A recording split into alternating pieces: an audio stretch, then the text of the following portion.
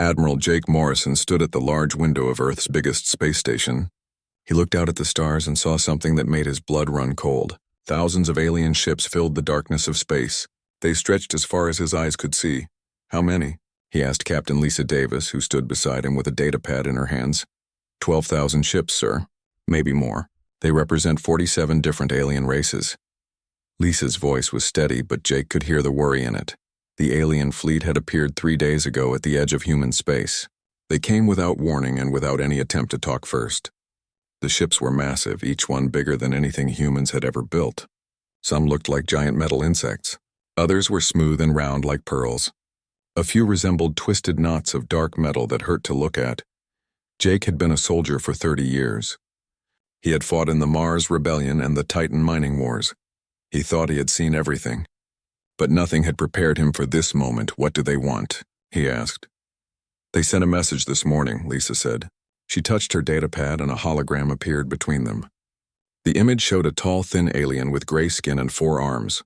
Its voice was translated by the computer. People of Earth, the alien said. I am Admiral Vexhai of the Zenthari Empire. I speak for the Galactic Coalition. Your species has grown too fast and too strong. You have spread to too many worlds. You have created weapons we do not understand. This cannot continue. The alien's large black eyes seemed to look right at Jake through the recording. We give you 30 of your days to surrender. Join the coalition and accept our rule, or we will destroy every human world. We will wipe your species from the galaxy. You have 30 days to decide. The hologram disappeared. Jake was quiet for a long moment. 30 days, he said finally. What are our options? Lisa pulled up another screen on her datapad. Our entire fleet has 300 ships. Most of them are small patrol boats and cargo haulers. We have maybe 50 real warships. Against 12,000 alien vessels, we would last about 10 minutes. The colonies? We sent messages to all 47 human worlds. Most of them want to surrender immediately. A few are trying to run and hide in deep space. None of them want to fight. Jake understood why. In just 200 years, humans had gone from their first space flight to spreading across dozens of star systems. They had built cities on dead worlds and found ways to travel faster than light. But they had never faced anything like this. The aliens were old. Some of their races had been traveling between stars for thousands of years. They had technology that seemed like magic to humans. Their ships could appear and disappear in flashes of light. Their weapons could destroy a planet from across a solar system. But Jake had read the intelligence reports. He knew something the other human leaders did not seem to understand. The aliens were scared. Why now? Jake asked. Why are they doing this now? Lisa looked confused. Sir, think about it. If they wanted to destroy us, why give us 30 days? Why bring 47 different races together? Why not just attack? Lisa studied her datapad again. I don't know, sir. They're afraid, Jake said. They're afraid of what we might become. Jake walked to his desk and picked up a thick folder. It contained reports from human colonies across the galaxy. In the past 50 years, humans had made discoveries that amazed even their own scientists. They had learned to bend space and time. They had created computers that could think faster than any organic brain. They had built weapons that used the power of black holes. Most importantly, they had done all of this in ways that no other race had ever tried.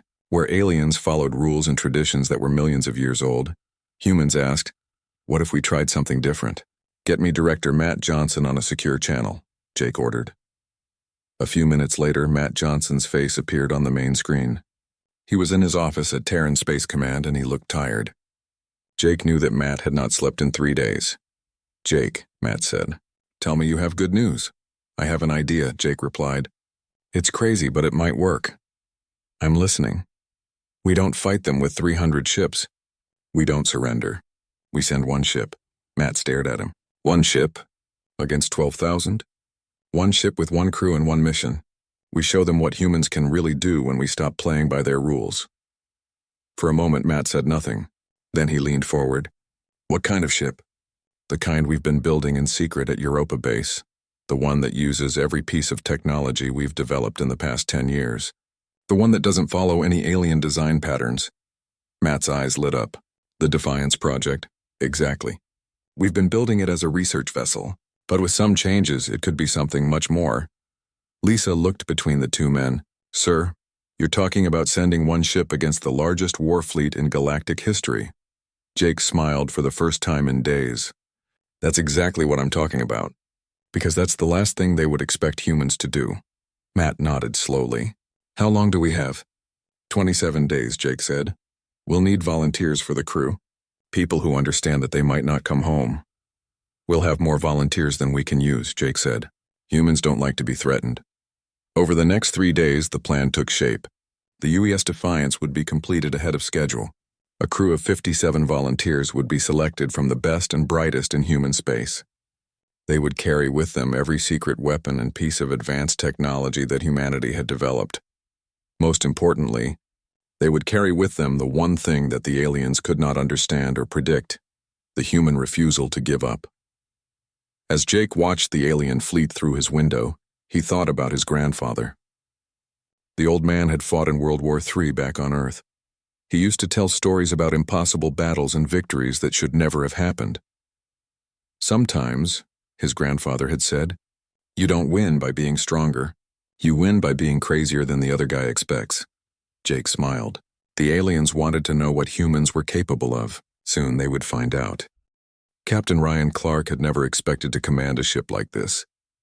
He stood in the main corridor of the UES Defiance, watching his crew work to finish the final preparations.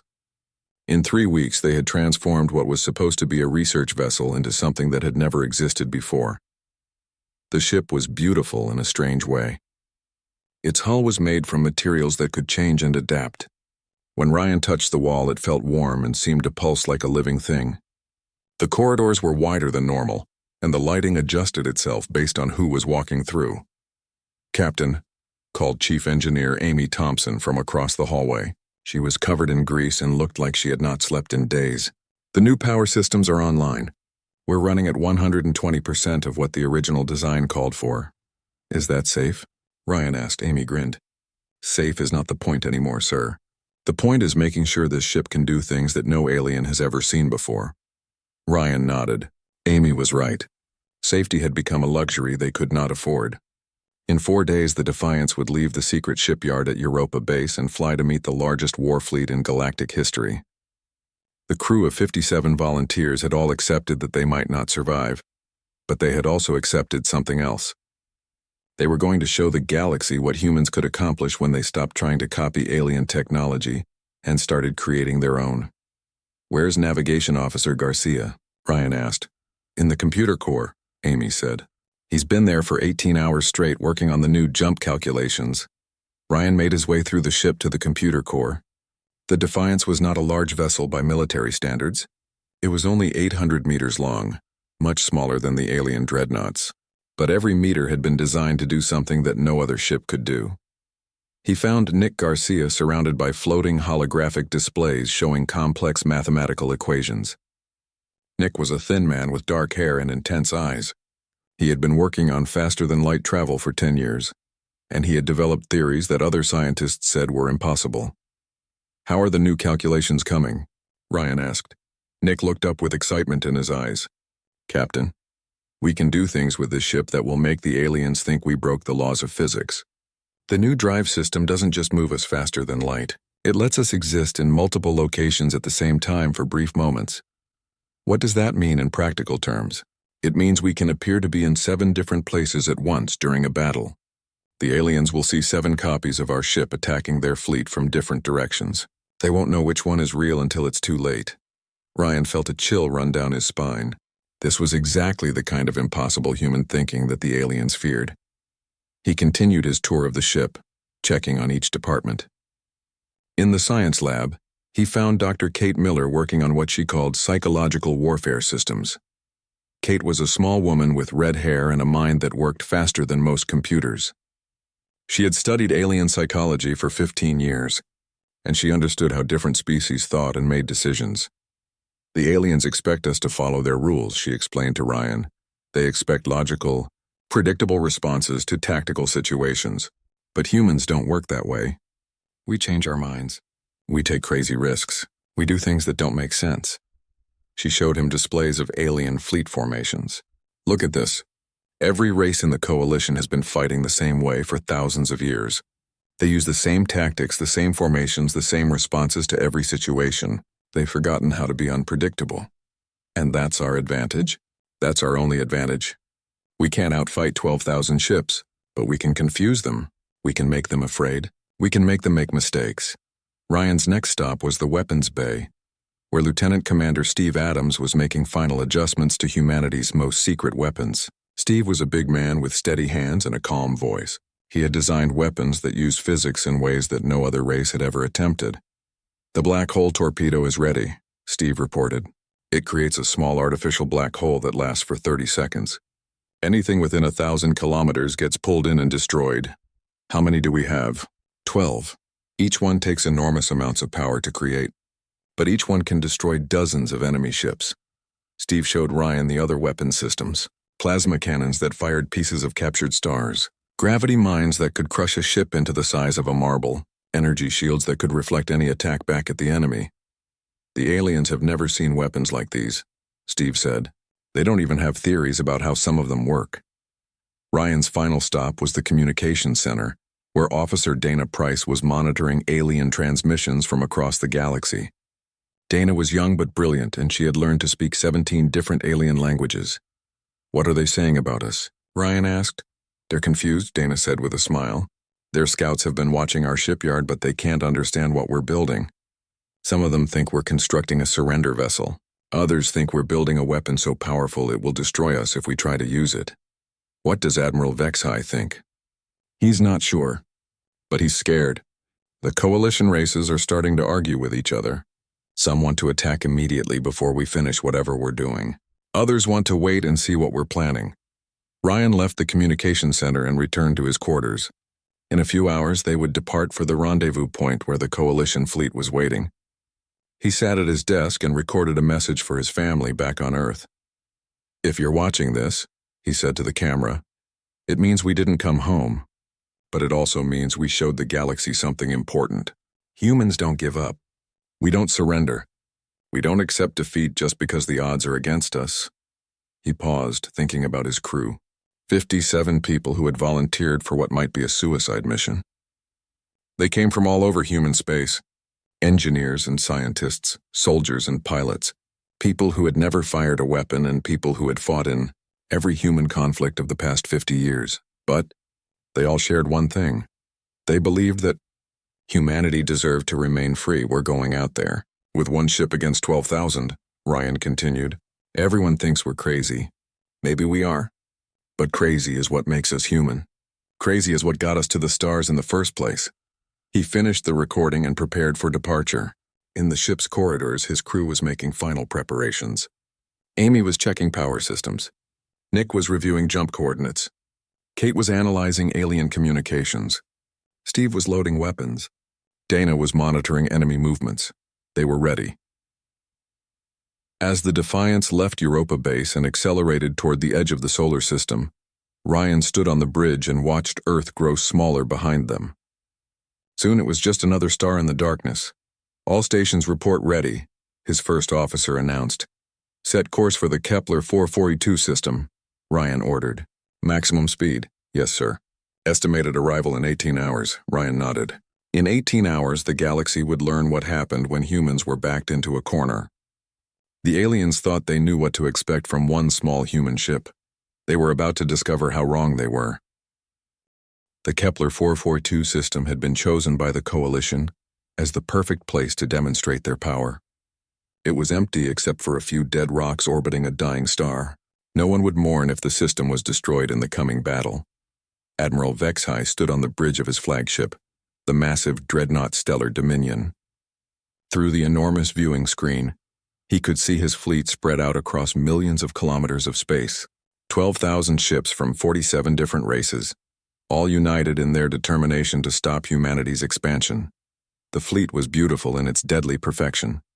Centauri warships hung like silver needles in the void. Corvani battlecruisers pulsed with organic energy.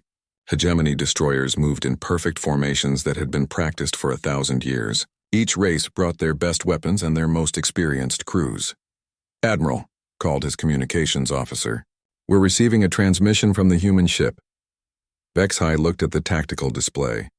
A single small vessel was approaching the outer edge of the system. It was moving fast but not running away. It was heading straight toward the center of the Coalition fleet. "Put them on screen," Vexhai ordered. The image of a human male appeared on the viewing screen. He wore a simple blue uniform and had calm eyes that showed no fear. This surprised Vexhai. Most species showed terror when facing overwhelming odds. "This is Captain Ryan Clark of the UES Defiance," the human said. "I represent humanity's answer to your ultimatum. We reject your terms." Vexhai studied the human's face. "Captain Clark, you are one ship against 12,000. Surrender now and your crew will be spared." Ryan smiled. "Admiral, you made a mistake when you threatened humanity. You should have studied our history more carefully. We don't surrender. We don't retreat. And we certainly don't back down from bullies." The transmission ended. Vexhai stared at the empty screen for a moment. In all his years of military service, he had never encountered such confidence from such a hopeless position. "All ships," he broadcast to his fleet. "The humans have refused our offer of mercy. Destroy their vessel." What happened next would be talked about in military academies across the galaxy for centuries to come. The human ship did not try to run. It did not attempt to hide behind asteroids or call for reinforcements. Instead, it attacked. The Defiance fired a single weapon at a group of Coalition destroyers. The weapon looked like a small black sphere that moved slowly through space. Several alien captains laughed at what seemed like a pathetic attempt at resistance. Then the sphere reached the destroyer formation and expanded. Space itself seemed to tear open. A black hole appeared in the middle of the Coalition ships, pulling them in with irresistible force. 12 destroyers, each one larger than the human vessel, were crushed and devoured in seconds. "Impossible," whispered Vexhai's tactical officer. "No race has ever weaponized black hole technology." But the humans were just getting started. As Coalition forces scrambled to respond, the Defiance did something that violated every law of physics that the aliens understood. It appeared in 7 different locations at once. Navigation Officer Nick Garcia had used the ship's experimental drive system to create quantum copies of the vessel. For 30 seconds, 7 identical versions of the Defiance attacked the Coalition fleet from different directions. The aliens had never seen anything like it. Their sensors could not tell which ship was real and which were quantum echoes. Their targeting systems failed as they tried to lock onto 7 different targets that seemed to occupy the same space. Lieutenant Commander Steve Adams used those 30 seconds well. Each version of the ship fired different weapons. Plasma cannons melted through alien hulls like butter. Gravity mines crushed entire squadrons into metal balls. Energy weapons that bent light itself carved through the largest alien dreadnoughts. Within minutes, 300 Coalition ships had been destroyed. "All ships," Vexhai broadcast, "concentrate fire on coordinate 77 Mark IV. 1,000 alien weapons fired at once, filling space with enough energy to vaporize a small moon. But when the light faded, the human ship was gone." "Where are they?" Vexhai demanded. "Unknown, Admiral," his sensor officer replied. "They vanished just before our weapons hit." The Defiance reappeared on the opposite side of the fleet. It had jumped through a micro-wormhole that existed for less than a second. Dr. Kate Miller had calculated the exact moment when the alien weapons would fire, and Nick Garcia had executed a jump with precision measured in microseconds. "This is impossible," muttered Vexhai. "Ships cannot jump with that kind of accuracy during combat." His communications officer looked up with worry in his large eyes. "Admiral, we're receiving distress. Calls from Sector 7. The human ship has appeared behind our support vessels." Vexhai watched in growing amazement as the single human vessel darted through his fleet like a fish swimming through a school of whales. It used tactics that no military manual had ever described. It appeared and disappeared without warning. It fired weapons that should not exist. It performed maneuvers that violated the basic principles of space combat. Worse, it was learning. Each time the Coalition adapted to one human tactic, the Defiance invented a new one. When alien ships tried to surround it, the human vessel split into multiple quantum copies again. When Coalition forces spread out to avoid the black hole weapons, the humans fired gravity wells that pulled scattered ships together into perfect targets. Chief Engineer Amy Thompson kept the ship's systems running at levels that should have caused catastrophic failures. She rerouted power, rebuilt damaged components during combat, and modified weapon systems in real time to counter new alien defenses. The human crew worked together in ways that amazed even themselves. They did not follow rigid military protocols or wait for orders from higher command. They improvised constantly, adapted to new situations instantly, and treated impossible problems as interesting puzzles to solve. After 2 hours of combat, the Coalition had lost over 800 ships. The humans had not lost a single vessel, because they only had one vessel to lose. Admiral, called Vexhi's tactical officer, the Corvani commander is requesting permission to withdraw his forces from Sector 4. Denied, Vexhi snapped. We cannot retreat from a single enemy ship. But privately, he was beginning to understand why the Coalition races had been so afraid of humanity. The humans did not fight like any other species. They did not follow rules or traditions. They created new tactics faster than their enemies could respond. Most disturbing of all, they seemed to enjoy the impossible challenge. Vexhi watched the human ship destroy another squadron of heavy cruisers, using a weapon that turned their own shields against them. Captain Clark's voice came over the communications channel again. Admiral Vexhi, the human said, you wanted to see what humans are capable of. This is just the beginning. The battle continued through the day and into the night of the local star. Coalition ships fell by the dozens, then by the hundreds. The single human vessel darted through the vast fleet like a nightmare that could not be caught or killed. And with each passing hour, more Coalition commanders began to ask the same terrifying question. If one human ship could do this much damage, what would happen when humanity built 1,000 such ships? Vexhi stared at his tactical display and realized that the Coalition might have made a terrible mistake. They had not prevented humanity from becoming dangerous. They had forced humanity to show just how dangerous they already were. The second day of battle began with a discovery that shook the Coalition fleet to its core. The human ship had not been randomly attacking targets. It had been hunting command vessels. Admiral Vexhi studied the casualty reports with growing alarm. 17 flag officers were dead. 23 command ships had been destroyed. The humans had targeted the brain of the Coalition fleet with surgical precision. How did they know which ships to attack? Asked Commander Thexral of the Corvani forces. They studied us, Vexhi replied grimly. They learned our formations, our communication patterns, our command structures. They turned our own organization against us. On the bridge of the Defiance, Dr. Kate Miller was proving that humans understood warfare in ways that went far beyond weapons and tactics. She had spent years studying how different alien species made decisions, and now she was using that knowledge to tear the Coalition apart from within. The Zenthari are getting frustrated, she reported to Captain Clark. Their culture values precision and order. Our random attacks are making them angry and sloppy. What about the Corvani? Ryan asked. They're starting to panic. Their species evolved as prey animals on their homeworld. When they can't predict where the next attack will come from, their instinct is to run and hide. Kate's screen showed intercepts of Coalition communications. The different alien races were beginning to blame each other for the disaster. The careful alliance that had taken months to build was falling apart in hours. The hegemony commanders think the Zenthari gave us their tactical codes, Kate continued. The Zenthari think the Corvani are secretly helping us. 3 Altarian captains have already left the battle zone without permission. This was exactly what Ryan had hoped for. The Coalition's greatest strength was also its greatest weakness. 47 different species had different ways of thinking, different tactical doctrines, and different ideas about honor and duty. Under pressure, those differences became cracks that humans could exploit. Chief Engineer Amy Thompson called from the engine room. Captain, I need to shut down the quantum drive for maintenance. We've been pushing it too hard. How long?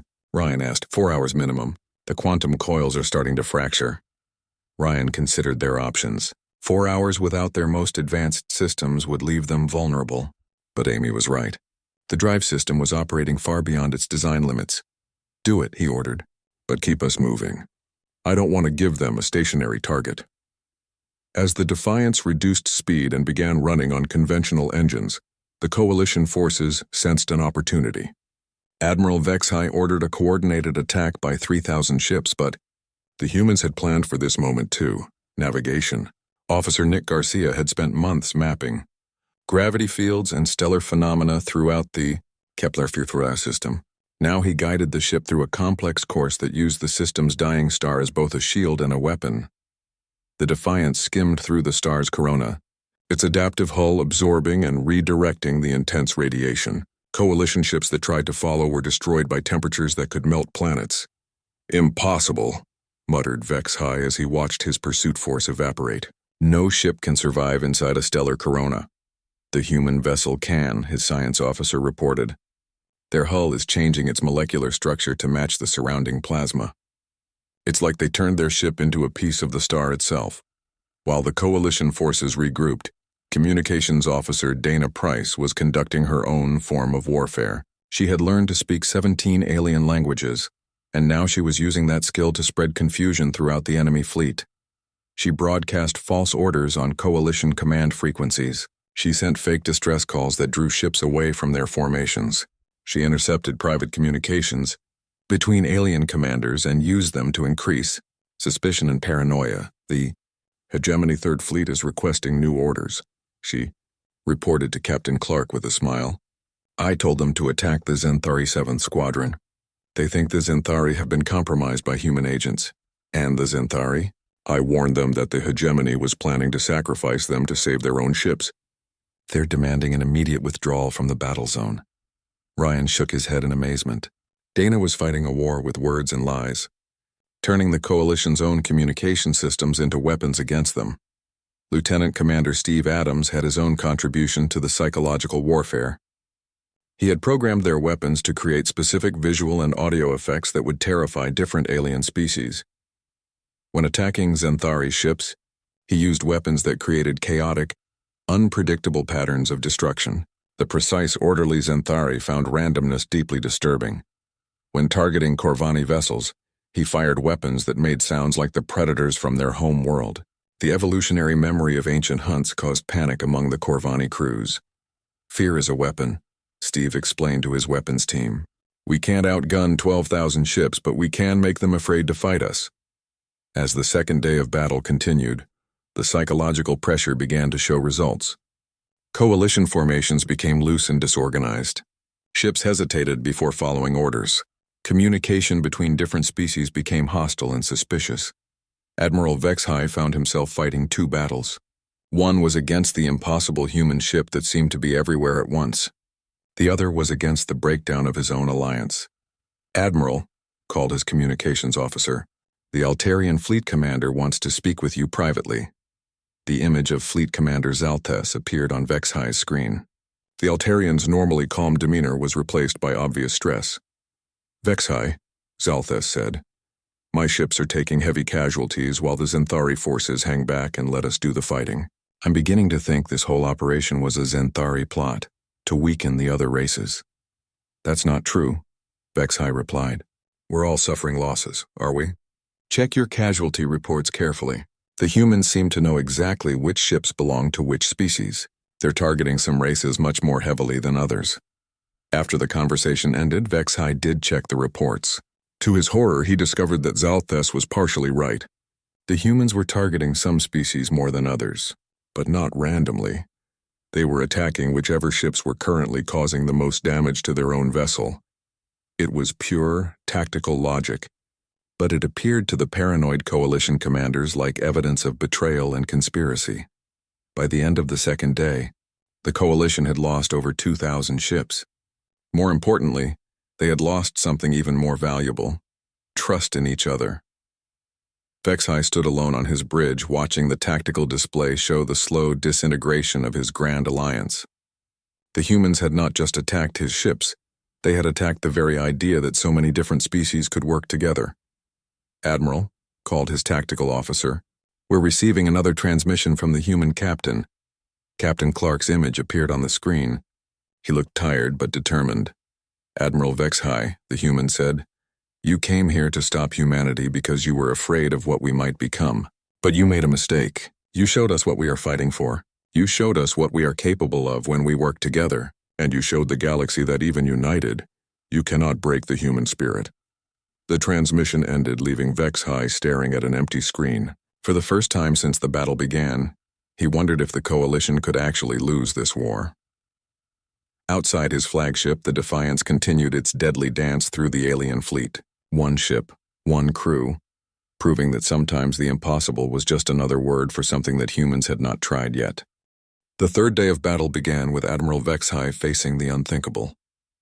His grand alliance of 47 species was falling apart, and a single human ship continued to tear through his forces like a knife through paper.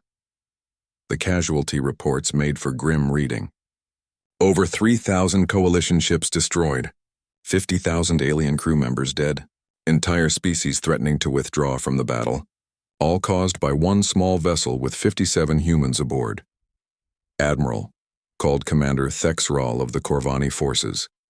My fleet captains are demanding to know when this madness will end. We came here to crush human expansion, not to be slaughtered by human tricks. Vexhai looked at his tactical display. The remaining 9,000 coalition ships were spread across the system in broken formations. What had once been a proud armada now looked like scattered refugees fleeing a disaster.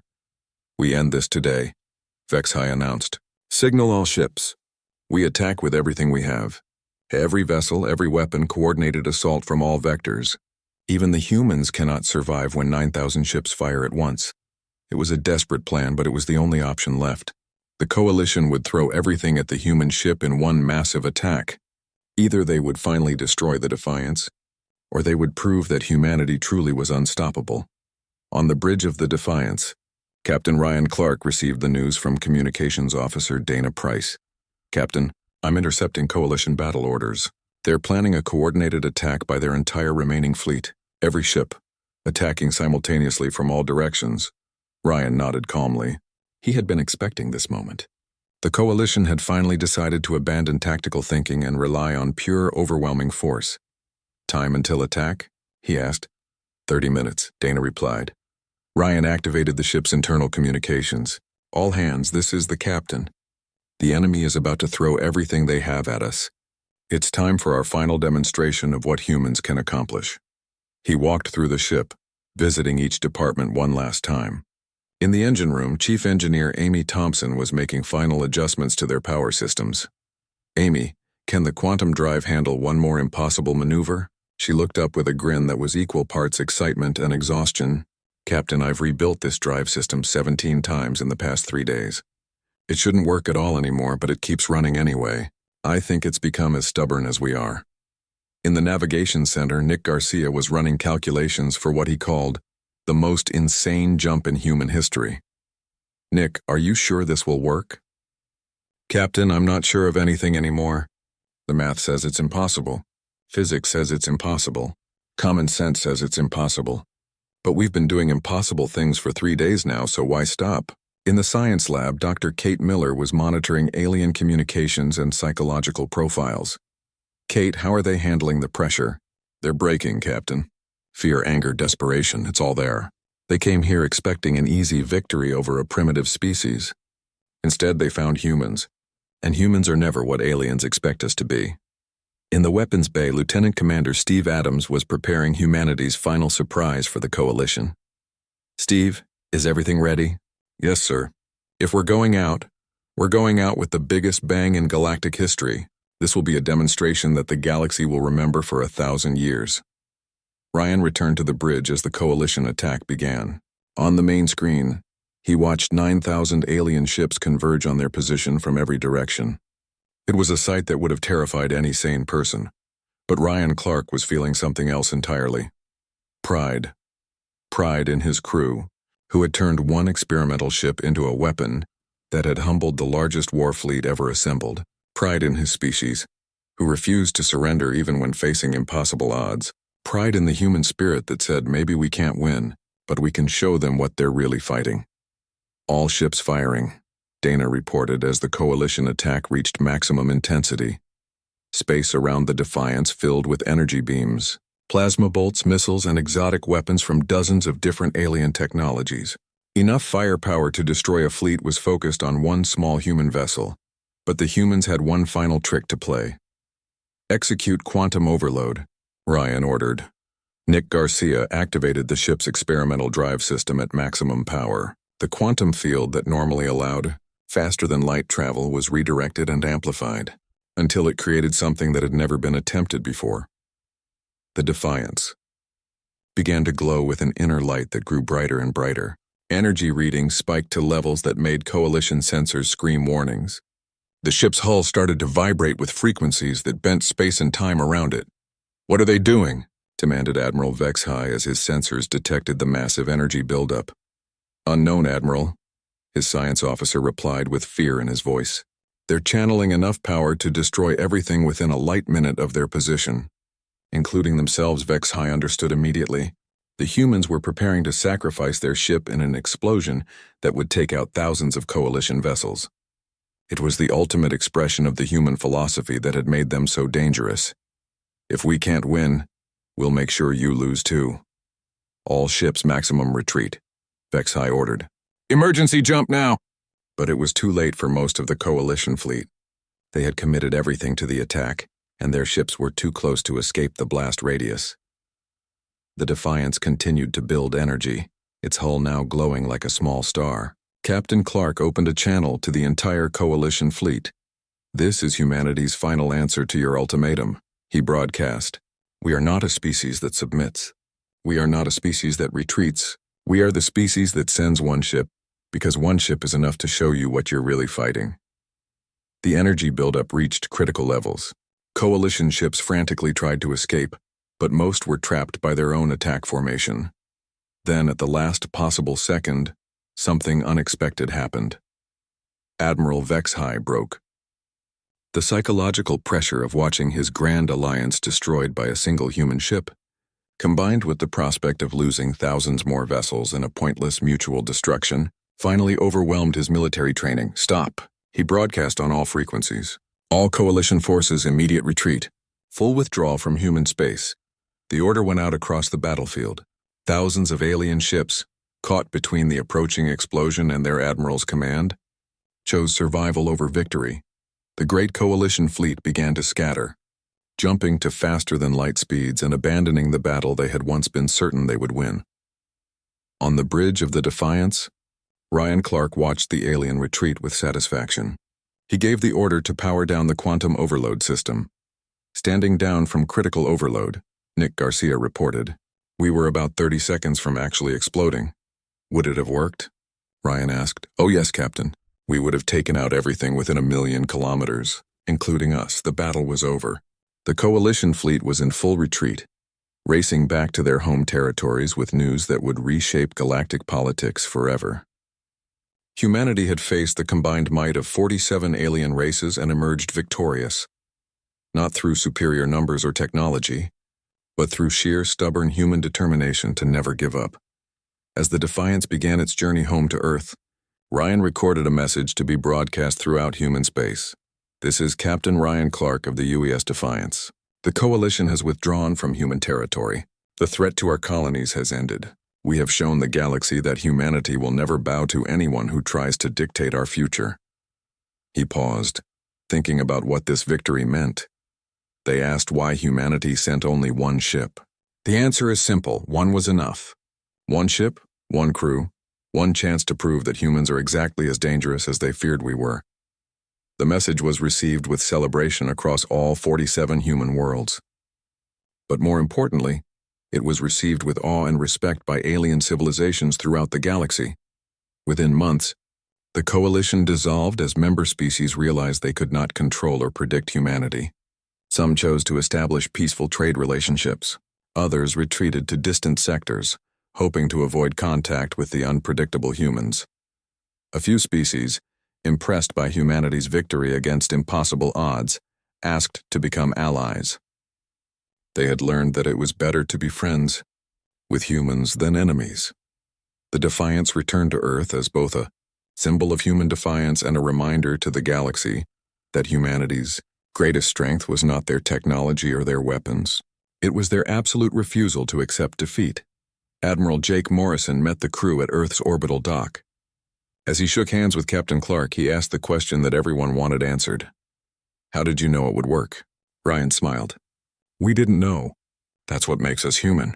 We try impossible things just to see what happens, and sometimes the impossible turns out to be exactly what was needed." The victory had consequences that would be felt for generations. Humanity was no longer seen as a young species to be controlled or contained.